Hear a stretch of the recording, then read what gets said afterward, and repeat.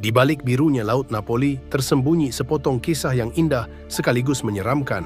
Pulau kecil yang tampak tenang ini menyimpan reruntuhan Romawi di bawah permukaannya dan misteri-misteri yang menghantui daratannya. Inilah kisah Pulau Gayola, tempat di mana keindahan dan kutukan bertemu dalam diam.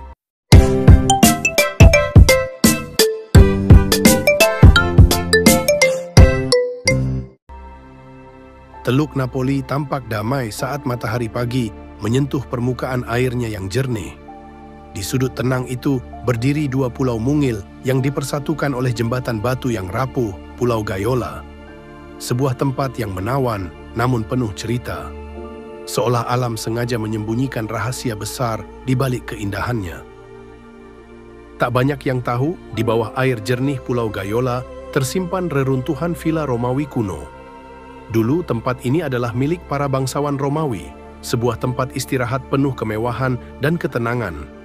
Namun waktu, gempa, dan erosi mengubahnya menjadi puing-puing bisu di dasar laut. Pulau ini bukan hanya soal sejarah, ada narasi kelam yang berulang, para pemilik pulau yang mengalami nasib buruk satu demi satu.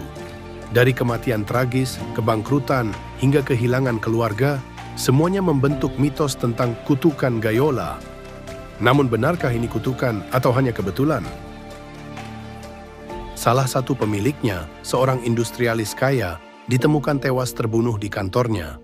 Yang lain kehilangan istri dan anaknya dalam kecelakaan misterius.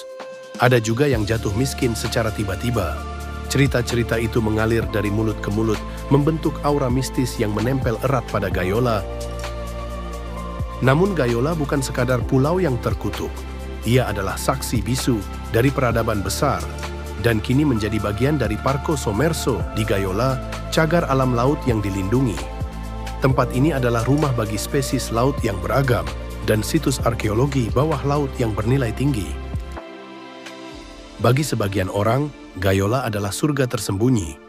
Hanya bisa diakses dengan perahu kecil, ia menawarkan ketenangan yang sulit ditemukan di tempat lain. Langit biru dan suara deburan ombak menjadi satu-satunya musik alam yang terdengar. Namun jika kau berdiri di atas jembatan yang menghubungkan dua pulau itu, ada rasa sunyi yang berbeda. Seolah-olah batu-batu tua itu menyimpan memori panjang tentang cinta, kehilangan, dan sejarah yang tenggelam. Para peneliti, sejarawan, dan penyelam terus datang. Mereka tertarik bukan hanya pada keindahan lautnya, tapi juga pada lapisan demi lapisan sejarah yang terbenam. Setiap sudut pulau seperti ingin menceritakan sesuatu, kalau kita mau mendengarkan. Gayola mengajarkan kita bahwa keindahan bisa menyimpan luka, bahwa tempat terindah pun bisa memendam duka terdalam. Tapi disitulah daya tariknya, sebuah pulau kecil yang mengajarkan kita untuk memandang lebih dalam daripada yang tampak di permukaan. Dan ketika malam turun di Teluk Napoli, Gayola kembali sunyi. Diterpa angin laut dan gelombang kecil, ia tetap berdiri, tenang dan misterius.